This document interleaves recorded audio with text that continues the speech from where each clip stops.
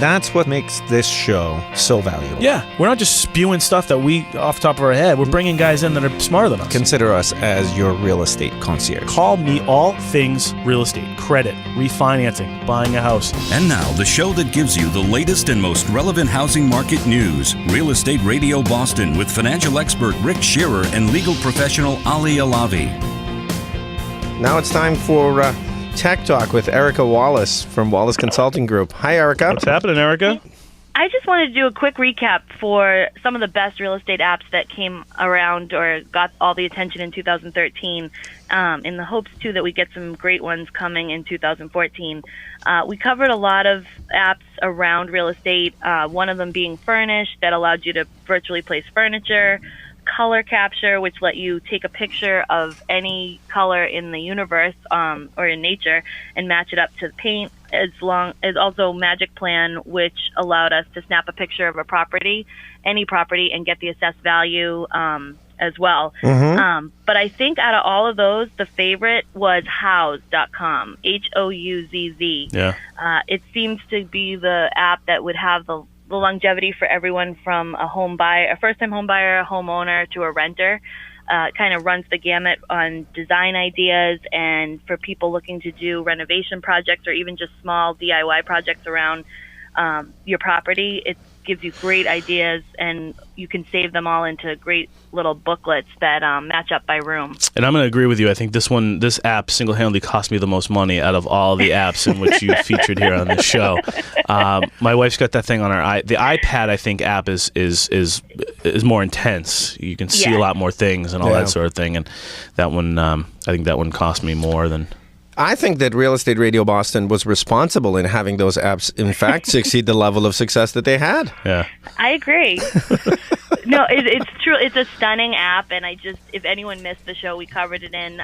We're going to link all of these apps on the Tech Talk page, as well as this week's blog post around this show, so it'll be in the show notes. But definitely check out Houzz, because it's one of the most beautiful apps I've seen done. Thanks, Erica. That's awesome, Erica. Thanks so much. All right, Happy New Year. People have gone to try to duplicate what we've done and what you've created, and essentially that is a 24-hour model. And the 24-hour model is when a borrower submits a loan application, within 24 hours, no matter what, that loan is underwritten by an underwriter within 24 hours. People can't do that. We're doing that. Why is it? Well, I think, like Ali said, is that we are there hands-on all the time. We also stay at a size that is manageable. So that way there we are hands-on and be able to correct things and fix things. You get to a certain point, you get too big, it kind of dilutes your process. You're not looking to be the biggest mortgage company in the market. Exactly. Just tell us, why in 2014 is it important for real estate agents to really align themselves up with a professional mortgage banker such as yourself or Rick? Well, I think during the 2014, I think we've already seen a shrinking volume coming in, and then people in the sales industry tend to, obviously, they need to make an income, and they sometimes reach too far. When you're dealing with someone that's a professional in their business, they want to know the truth. They want to make sure the deal is right, to make sure the work gets done. Rick alluded to the fact that we're anticipating rising rates when it comes to 2014, and we're not going to hold you to it. I always ask you, your crystal ball, what do you think are some of the reasons why we're going to actually see rising rates? Well, it's a combination of the pullback, but it's also a combination of compliance. But there's also just the cost to originate the loan that the consumer doesn't see. Mm-hmm. The fees on the back end that the government implements, the compliance required, the regulation, the paperwork. You can compare it to any other product. The product is one price, and then you add the taxes and fees onto it. I bought tickets last night for airlines. You get a price one, and then on next thing you know, it's $500 in fees and taxes. So the price is one thing, and then you add the fees and costs. And origination is no different. The rates are based on that, the cost to produce the loan. And that's why we try to stay as lean as we can. We don't have 1 million branches and offices everywhere. Right. So we keep our costs down so we can pass that on to the borrower within the rate.